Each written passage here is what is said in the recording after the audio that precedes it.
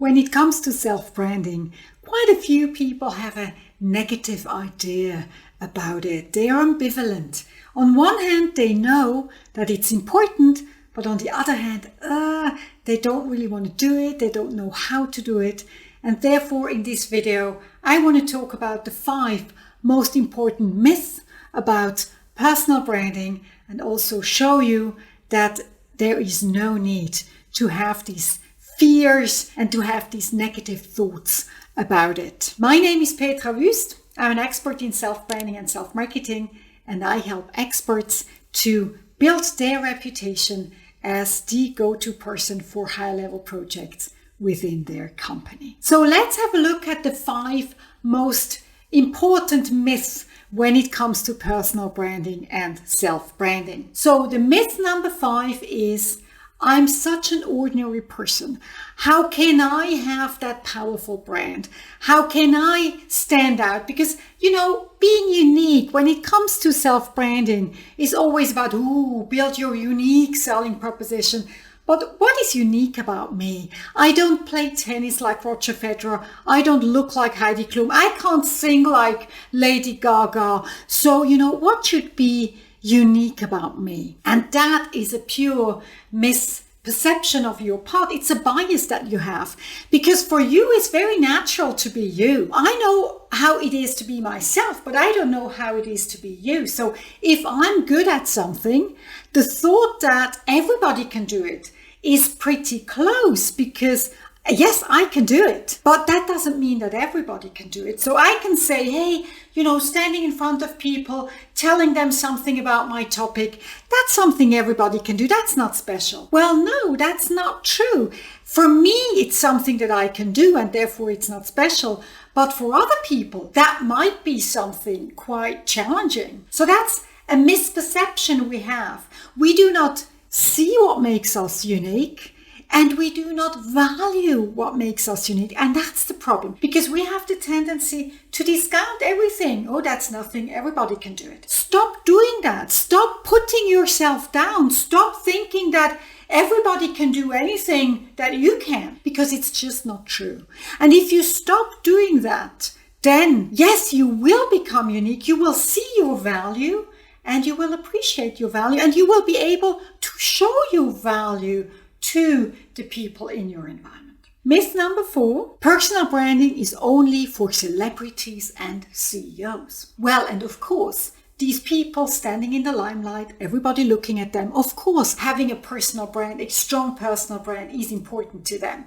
But it's equally important to you, because every business nowadays is people business. People want to work with other people. So the importance in branding is to be able to build trust. People have to trust you, and people trust the person they know. So for example, you're working in a project and you have to staff the project. You have to look for colleagues working with you on this project.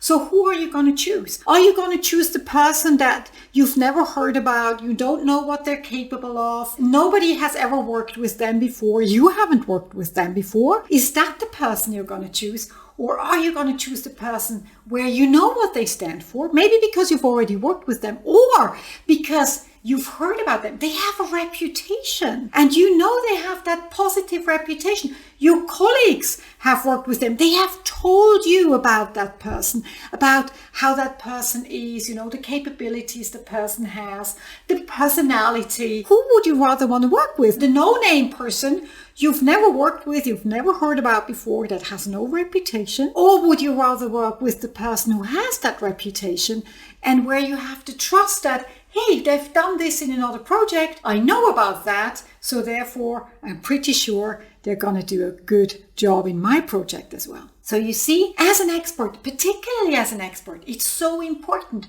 to have a reputation so that people will trust you and people will pick you for the interesting projects and the challenging roles. Myth number 3, one I hear quite often, is, but I'm a person, and personal branding is such a reduction, and I don't want to be reduced to a product. I'm not a product. I'm a personality. Yes, and of course you are a personality. And you have so many facets. You're so multifaceted. You're a fascinating person. You're not a product. You're definitely not a thing. But the important thing is when you work on your brand, you have to focus because people only know what they understand. If you are too complex, if it's too complicated, too many things, people are just not buying. People want to see at one glance what this is all about.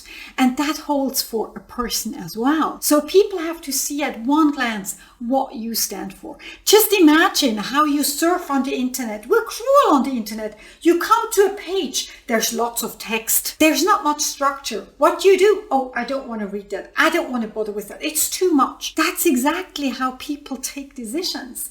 People want to see at one glance. And they don't only want to see this when they surf on the internet, they want to see it with you as well. So therefore, very important to focus. Of course, knowing that you have so much more to offer than just this one thing. But that is one of the rules in marketing. There is an important sentence in self-marketing. If you want to be everything for everybody, you're going to be nothing for nobody. And therefore, you have to focus. What's that most important aspect of me? And that's what you present, and that's what will gain trust with the people in your environment. And myth number 2, self-marketing is such an ego show. It's all about me. Wow, look how good I am. I don't want that. Of course, I understand. I wouldn't want that either, but that's just not the case. Self-marketing isn't ego. Self-marketing is about sharing.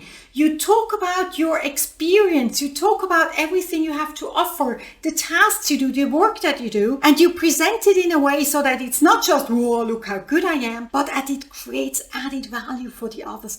They learn something if they listen to you. They learn from your experience. And thanks to that, you create a benefit for them. They're going to be richer thanks to your learnings and what you share with them. So therefore, if you do self-marketing, you have others join in and you will add to the benefit of the team, to the benefit of the organization. And that is such an important point. And that's what is hindering people building their brand. Because yes, nobody wants to be an ego. I don't want to be an ego either. But just imagine you're super modest. You keep everything to yourself because you don't want to be perceived as ego. So you keep everything to yourself. And now you're not sharing. You're not talking about your experiences. What happens? People will not benefit from you because they don't know what you're doing. So therefore, you're not really helping them. And I would say not sharing, not caring, not helping, that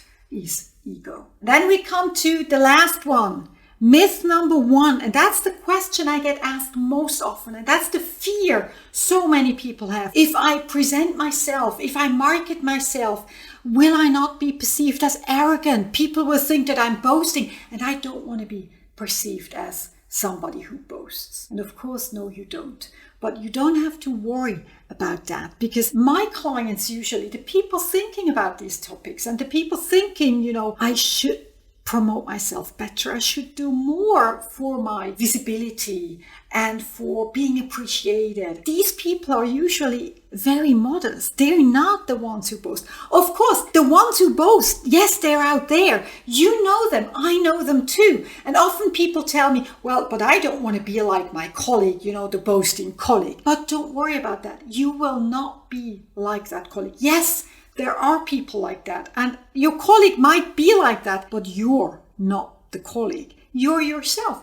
and you're a modest person. So I would say, I'm pretty sure, if you do more on self-marketing, if you talk about what you do more often, you talk about your successes, you talk about what you achieve, you will definitely not be perceived as arrogant because it's you who does it. And I would bet with you that you can do so much more and you will still be a very likable and a very nice person. And you probably will still not do enough, and you could do much more. So for me, the thought of, I could be perceived as arrogant is just a waste of time. Don't think like that because this useless thought, it's a waste of time. It's irrelevant. So you'd rather spend your time figuring out what could I do more? How could I talk about my successes more? That would be time much, much better spent. So think about this. These are the 5 most important myths. Maybe not every myth is important for you, but think about this and work on this branding and go out there and show yourself, because you have so much to offer. You're such an important and such a valuable person. You have so much to offer. Make sure that your environment can benefit from what you have to offer. And if you liked this video and you liked these tips, subscribe to my channel, and I'm looking forward to seeing you again here very soon. Ciao.